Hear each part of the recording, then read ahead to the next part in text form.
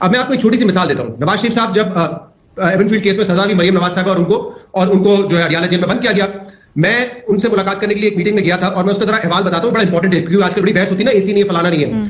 तो तकरीबन जो जुमेरात का मुलाकात का दिन होता था उसमें 60-70 लोग या शायद इससे ज्यादा भी लोग उनसे मिलने जाते थे, जिसमें फैमिली मेंबर्स, पार्टी के तमाम रहनुमा वो कतारें बना के अडियाला जेल में पहुंचते थे।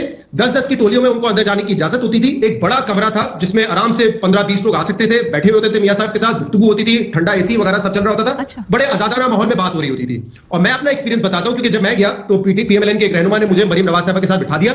मैंने मरियम साहब को कहा कि मैं आपका इंटरव्यू करना चाहता हूं, मेरे पास कोई कलम या कागज नहीं है, but to my best of memory मैं आपकी बातों को याद रखूंगा और इसको ऑनर करेंगे हम। उन्होंने कहा कि यार शहजाद तुम्हें नहीं बात करने दी जाएगी, लेकिन मैं तकरीबन 10-15 मिनट उनके साथ बैठा, मैंने उनका इंटरव्यू किया और बाद में वो नशर भी किया हमने, प्रिंट वगैरह जंग वगैरह हर जगह वो छपा।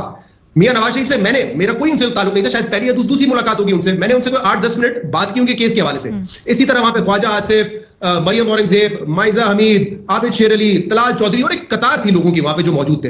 तो वो एक तरीकेकार है और उनको सजा हो चुकी थी, ऐसा भी नहीं कि अंडर ट्रायल थे। तो मुलाकातें होती हैं इसी तरीके से। आप अगर मुलाकात करने देंगे इमरान खान को, तो जो आधी से ज्यादा कंफ्यूजन है जो इस मसले पे खासतौर पर हो रही है, कौन मिल रहा है कौन नहीं मिल रहा, किसको इजाजत है किसको नहीं है, जिसको इजाजत है वो मंजूर नजर है, जिसको इजाजत नहीं है शायद वो इमरान खान का बहुत ज्यादा लॉयल है, तो मसला ही खत्म हो जाएगा। आईन और कानून के मुताबिक चीजों को चलने दें, अदालती ऑर्डर के तहत चलने दें, तो मेरे ख्याल से आधे से ज्यादा मसाइल खत्म ही हो जाएंगे। ठीक है।